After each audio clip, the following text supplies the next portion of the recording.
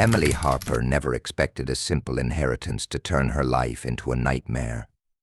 But when she inherited her grandmother's vast fortune, she unknowingly became the target of a dangerous conspiracy. David Foster, a private investigator with a shadowy past, had been watching her every move, and someone closer than she could imagine had orchestrated her disappearance. As the police dug deeper into the case, they uncovered a web of secrets tied to Emily's family, leading them to a hidden room, a mysterious mansion, and a truth that would shatter everything Emily thought she knew about her bloodline. But who in her family could be capable of such betrayal, and why? The answers would leave everyone questioning whether anyone in the Harper family was truly safe. It was an ordinary Thursday morning when the residents of Crescent Heights, a luxury apartment complex in the heart of the city, began to notice something strange. The sun had barely risen, and yet Emily Harper's car sat parked in its usual spot, untouched and unmoved. It was a small detail, but one that didn't go unnoticed by her neighbors. Emily was a creature of habit. She worked as a marketing manager for a prominent tech company and was known for her punctuality. Every day she left for work by 7:30 a.m. without fail, and her car was always gone by then. But this morning it remained. By noon, worry started to spread. Emily had missed her morning meetings, and she hadn't responded to any of her messages or emails. Her colleagues, who were used to her prompt communication, became concerned. Her best friend, Laura, tried calling multiple times, but there was no answer. Fearing the worst, Laura decided to go to Emily's apartment to check on her. When she arrived at the building, the front door was locked, as it always was, and there was no answer when she knocked. She called the landlord, who, after some convincing, agreed to let her into the apartment. Together they unlocked the door, stepping into the familiar entryway that Emily had called home for the last 8 months. The apartment was quiet, eerily so. The faint smell of fresh coffee still lingered in the air, and Emily's jacket was draped over the back of a chair in the living room, suggesting that she had been there not long ago. But there was something unsettling about the place. The television was on, muted, and a half-eaten sandwich sat on the kitchen counter. Her phone was left charging on the counter as well. It was as if Emily had simply walked away in the middle of her day and never returned. Laura's heart began to race, a gnawing feeling settling in her stomach. This wasn't like Emily. The search for answers quickly turned to the building's security cameras. The footage from the night before showed Emily entering the apartment around 10 p.m., her expression tired but content. There were no signs of struggle, no unusual activity. She entered her apartment, locked the door behind her, and that was the last time anyone saw her. No one had seen anyone leaving the apartment that night. The security footage was a dead end. As the hours passed and Emily still did not appear, the police were called in. They combed through the apartment, searching for any signs of foul play. The bedroom was undisturbed, her clothes neatly folded in drawers. In the bathroom, her toothbrush sat next to the sink. There were no signs of a forced entry, no broken windows or signs of struggle. It was as though Emily had simply vanished, leaving behind a life that appeared completely intact. Detectives interviewed the building's tenants and staff, but no one had seen anything unusual. There were no strange visitors or sounds of a commotion in the halls. It was as if Emily had disappeared into thin air. The only clues were the strange, almost mundane details: the uneaten sandwich, the forgotten phone, the jacket on the chair. Every piece of the puzzle seemed to fit, and yet nothing made sense. The police couldn't shake the feeling that something more was at play here. Emily Harper wasn't the type to vanish without a trace. As the investigation continued, new questions began to arise. What had really happened to Emily that night? And why had no one seen or heard anything out of the ordinary? Days turned into weeks, and the disappearance of Emily Harper remained unsolved, leaving a trail of confusion and unease in its wake. Despite exhaustive searches and interviews with her friends, family, and colleagues, there was no trace of her, and the police were running out of leads. However, one pivotal decision would change the course of the investigation. Detectives decided to take a closer look at Emily's apartment once again.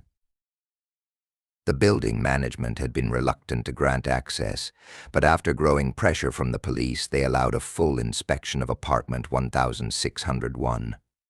The detectives, though tired of chasing dead ends, knew there had to be something they had missed. They couldn't shake the feeling that Emily's disappearance was connected to something deeper, something hidden in plain sight. It was during the second visit that Detective Sharon Wells noticed something odd in the back corner of the walk-in closet. Behind a stack of cardboard boxes, tucked away behind a tangle of clothes, was a small, unmarked door. It was easily overlooked, so much so that no one had noticed it before. The door didn't match the rest of the apartment's decor. It was too plain, almost secretive. It was a stark contrast to the modern, sleek design of the rest of the unit. The door didn't seem to lead anywhere useful, but curiosity got the best of them. The detectives pried it open. What they found on the other side shocked them. The hidden door opened into a narrow, dimly lit hallway, barely wide enough for one person to walk through comfortably. The walls were bare, the air stale. At the end of the hallway, they found a small, empty room. There was nothing in it except a single chair placed in the center of the room, facing a large, full-length mirror that hung crookedly on the wall. The mirror, covered in dust, was the only thing in the room that seemed out of place. It was old-fashioned, its edges ornate and gilded, a stark contrast to the rest of the apartment's minimalist design. What was most unsettling, though, was that there were no signs of anyone having entered the room recently. The air in the small space was thick, untouched. No one had been in there for a long time. It felt as though the room was waiting for something or someone. The detective noted the oddity of it. Why would Emily, someone who lived such a structured, ordinary life, have a secret room in her apartment? And why had she never mentioned it? A thorough examination of the room and its contents, or lack thereof, turned up no immediate answers. No personal items, no signs of forced entry, no connection to Emily's daily life. The only clue was the mirror. It was an old piece, nothing expensive, but its very presence felt deliberate. The detectives were certain that the room held significance. But was it linked to Emily's disappearance? And if so, how? The deeper they dug, the more questions they found. Had Emily discovered the room only after moving in, or had she known about it before? Was it possible that someone else had used it? The question of how she might have been involved with this hidden space, and why she might have kept it a secret, loomed larger with every passing hour. One thing was certain: the discovery of the secret room changed everything. It suggested that Emily's life was far more complex than anyone had imagined. This was no ordinary disappearance. Something was hiding beneath the surface of her seemingly ordinary existence. And the detectives were beginning to realize they were only scratching the surface of a much darker mystery. The discovery of the hidden room in Emily's apartment sent shockwaves through the investigation, but it also raised more questions than it answered. Detective Sharon Wells and her team spent days revisiting every piece of evidence, examining every lead, but the room itself provided no answers. With the investigation stagnating, they began to look beyond the apartment for any clues that might help explain Emily's sudden disappearance. It was during this time that a neighbor, Marcus Langley, came forward with a critical piece of information. Marcus lived 2 floors below Emily, and although he wasn't close to her, he had noticed something unusual in the weeks leading up to her disappearance. Marcus had seen a man, someone he didn't recognize, coming and going from Emily's apartment at odd hours. The man was well-dressed, always appearing sharply tailored, but never interacting with any of the other residents. His movements were discreet, almost as if he were deliberately trying to avoid attention. The first time Marcus had noticed the man, he thought nothing of it. But as the days passed, he became increasingly aware of his presence. The man would arrive late in the evening, typically around 9 or 10 p.m., and sometimes he would leave early in the morning, carrying a small duffel bag. Marcus was certain that Emily hadn't invited him over as a guest, not because of any personal knowledge, but because Emily was never one to keep her social life a secret. She was friendly with her neighbors and had a tight-knit circle of friends. This man, however, seemed like an enigma. When Marcus told the detectives about the stranger, they began digging into security footage from the building's cameras. The footage was spotty, as the building didn't have cameras in the hallways or the stairwells, but they did manage to find a few clips showing the man entering and leaving the building. He was always alone, carrying nothing but the duffel bag, and always in a hurry. The footage from the night Emily disappeared was even more intriguing. At 10:15 p.m., just hours before Emily's car was found in the parking lot, the man was seen entering the building, but curiously, he never left again. The detectives managed to track down the man's identity, David Foster, a 33-year-old private investigator with a background in corporate espionage. Foster's record was mostly clean, but there were whispers in the industry that he was willing to bend the rules to get results. He had a reputation for working on high-profile cases, often involving wealthy families and their secrets. But what struck the detectives as odd was that there seemed to be no reason for Foster to be involved in Emily's life. She had no known connections to any high-profile clients, and as far as anyone knew, she was just an ordinary woman with a regular job. After a thorough investigation, the detectives discovered that Foster had been hired to follow Emily. He was, in fact, being paid by an anonymous client, someone who was deeply interested in Emily's life, and, specifically, in her recent inheritance from her grandmother, Veronica Harper. Veronica, a wealthy and reclusive socialite, had passed away a few months prior, leaving Emily the sole heir to a substantial fortune that included several properties, rare art collections, and a series of hidden financial assets. The inheritance had been kept under wraps, and Emily herself had only recently begun to access the estate's assets. But it was clear from the investigation that Emily had inherited more than just money. She had inherited a web of secrets, some of which may have been more dangerous than anyone could imagine. Foster's role in the case began to make sense.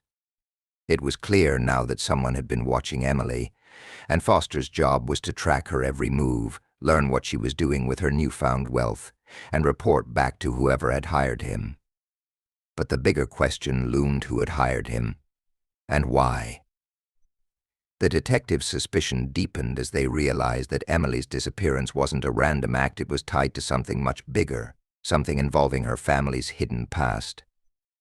As they pieced together more information about Foster's connection to Emily, they found a pattern of unusual behavior. Foster had been tailing her for weeks, monitoring her movements, even showing up at her workplace under the guise of conducting background checks for a client. The strange thing, however, was that Emily seemed completely unaware of the man's presence in her life. She had never mentioned him to anyone, and no one knew who he was, not even her closest friends. This raised the chilling possibility that Emily had been unknowingly caught up in something much darker than she could have imagined. What had she stumbled upon in her grandmother's estate that made her a target? And why had someone gone to such lengths to monitor her every move? The answers were beginning to form, but they were still shrouded in mystery, and the detectives were far from understanding the full extent of the danger Emily had unknowingly walked into. The pieces were starting to fall into place, but the deeper the investigation went, the more it seemed like they were only uncovering the tip of a much larger iceberg. As the investigation into Emily Harper's disappearance deepened, the detectives uncovered unsettling details about her life that painted a much darker picture than anyone could have anticipated. It wasn't just that Emily had inherited a vast fortune from her late grandmother, Veronica Harper. It was what came with that inheritance and the dangerous implications of what Emily had unknowingly walked into. Detective Sharon Wells and her team discovered that Veronica Harper, despite her public image as a reclusive billionaire philanthropist, had been deeply involved in a series of secretive business dealings. Veronica had amassed her wealth through a combination of shrewd investments and a network of hidden assets, including rare art collections, luxury real estate, and even shares in high-tech companies. But the true extent of her fortune wasn't what made the case so complex. It was the tangled web of family secrets that Emily had unwittingly become entangled in. The details of Veronica's will, which had been kept sealed until Emily's inheritance was finalized, were equally shocking. Emily was the sole beneficiary of her grandmother's estate, but there was a stipulation she had to complete a series of challenges to fully access the fortune. These tests were outlined in a series of cryptic letters, each one pointing to a different property that Veronica had owned. The will specified that Emily must visit each location, uncover its hidden truths, and solve a series of puzzles connected to her family's past. If she succeeded, the inheritance would be hers, completely and without question. If she failed, the wealth would be divided among distant relatives that Emily had never even met. The idea of secret tests tied to her grandmother's estate was perplexing, but it became even more troubling when the detectives learned that Veronica had been involved in a number of strange and possibly illegal activities in the years leading up to her death. Among the properties that Emily was tasked to uncover were estates that had been owned by powerful figures in the criminal underworld, shady dealings with private companies, and land that had once been used for secretive government contracts. Veronica's wealth, in many ways, had been built on silence and secrecy, and it seemed that Emily had unwittingly inherited not just her grandmother's fortune, but a series of dangerous secrets. At the same time, the police began to piece together more information about the private investigator, David Foster. It turned out that Foster was not just following Emily because of the inheritance. He had a much deeper interest in the family's affairs. Foster had been hired by an anonymous client to ensure that Emily never uncovered the full extent of her grandmother's estate. This client, the detectives discovered, was someone within the Harper family, someone who had a vested interest in preventing Emily from accessing the inheritance entirely. The plot thickened as detectives dug deeper into the Harper family's history. Veronica's estranged brother, Victor Harper, had been at the center of several financial scandals in the past, but he had disappeared under mysterious circumstances years before Veronica's death. Investigators now suspected that he had been involved in much more than just questionable business deals. It was possible that Victor had been involved in criminal activity and had hidden part of the family fortune to avoid detection. Emily's inheritance might have been the key to uncovering his hidden assets or perhaps even his own disappearance. The realization dawned on the detectives that Emily's disappearance might not have been random. Her inheritance was the motive, but the true danger came from a much more personal source. It seemed that someone within the Harper family was determined to stop her from claiming what was rightfully hers, someone who had been hiding in the shadows, manipulating the strings of a dangerous game. The more they learned about Emily's grandmother's estate, the more they began to understand how deep the conspiracy ran. There were pieces of the puzzle that still didn't fit, but the detectives were now convinced that Emily's disappearance was not a simple case of someone wanting to steal her wealth. It was a calculated move by someone within her own family who would stop at nothing to keep her from discovering the truth about Veronica's hidden empire. And as the pieces started to fall into place, the investigation shifted from looking for a missing person to unraveling a much darker family legacy that Emily had inadvertently become part of. The stakes had never been higher, and with each new revelation, the danger surrounding Emily's inheritance seemed to grow exponentially. Detective Wells and her team were now racing against time, trying to find Emily before it was too late, all while facing the realization that the conspiracy they were uncovering might be even more dangerous than they had imagined. As the investigation reached its boiling point, a breakthrough came from an unexpected source. It wasn't the usual clues from security footage or interviews that led them to the next step, but rather a piece of technology, Emily's phone. The device had been left behind in her apartment, and it had been sitting untouched for weeks. Despite the best efforts of her family and friends to contact her, Emily had remained silent, and it seemed as though she had vanished without a trace. But Detective Sharon Wells had a nagging thought Emily might have left something behind on her phone that could give them a crucial clue. When the cyber team finally managed to crack the phone's security, they found several encrypted messages hidden deep within the device's files. The messages were strange cryptic, almost as if they were written in code. The content appeared to be a series of coordinates scattered across the city, with no apparent order or meaning. The messages were dated over the past few weeks, well before Emily's disappearance, and they seemed to be linked to the locations mentioned in her grandmother's will. It was as if Emily had been following some kind of trail, a trail that might have led her into more danger than she could have ever anticipated. With the coordinates in hand, the team set out to investigate each location, hoping to find something that would explain Emily's sudden disappearance. They started with the first set of coordinates, which led them to a large, decaying mansion on the outskirts of the city. The mansion was part of the estate that Emily had inherited, but it had been abandoned for years. It seemed like an odd place for anyone to be hiding, but the detectives weren't ready to rule it out yet. When they arrived at the mansion, they found it eerily quiet. The windows were boarded up, and the gate was rusted shut. The front door creaked open with a push, revealing a dark, dust-covered interior. The air was thick with mildew, and the scent of decay filled the room. At first, there seemed to be nothing remarkable about the mansion, just an old, crumbling building that had been forgotten over time. But then, as they explored deeper into the mansion, they found something that changed everything. In a hidden cellar beneath the house, they discovered a small room, not unlike the secret room in Emily's apartment. Inside, Emily was sitting on the floor, barely conscious, her face pale and drawn. She was disoriented but alive. The moment she saw the detectives, she began to cry, her voice shaking as she murmured, "I tried to get away." Emily had been held captive in the mansion for weeks, hidden away by someone who had orchestrated her disappearance with terrifying precision. She had been drugged and isolated, with no contact with the outside world. The room where she was found had been set up to look like a part of her grandmother's estate, complete with old furniture and personal items that made it appear as though Emily had been living there all along.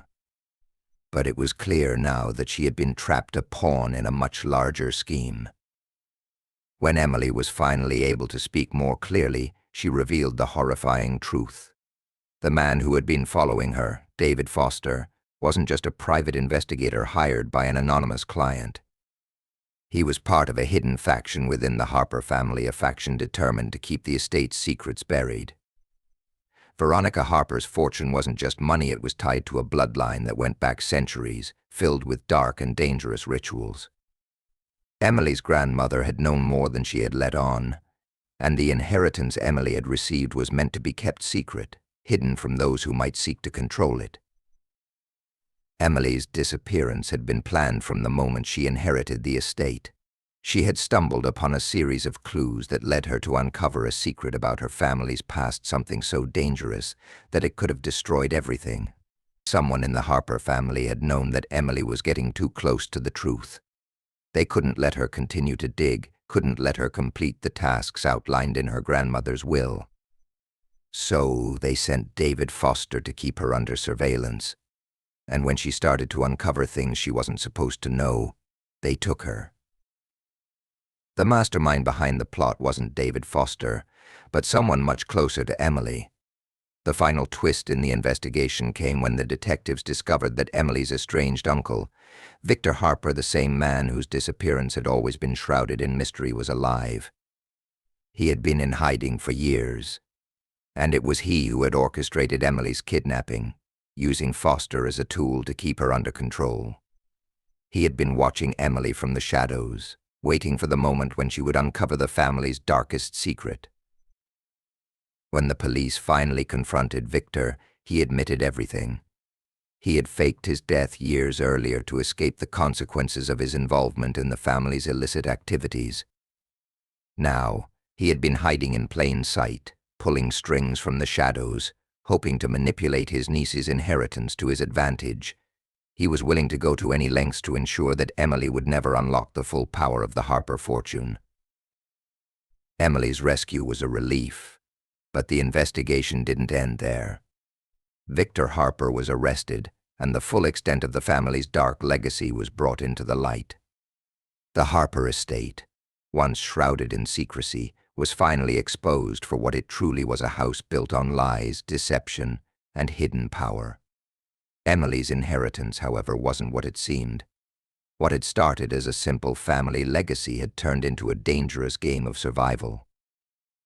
Though Emily was free, the battle for the Harper fortune was far from over. The secrets her grandmother had kept hidden for so long would continue to haunt her and anyone who dared to uncover the truth.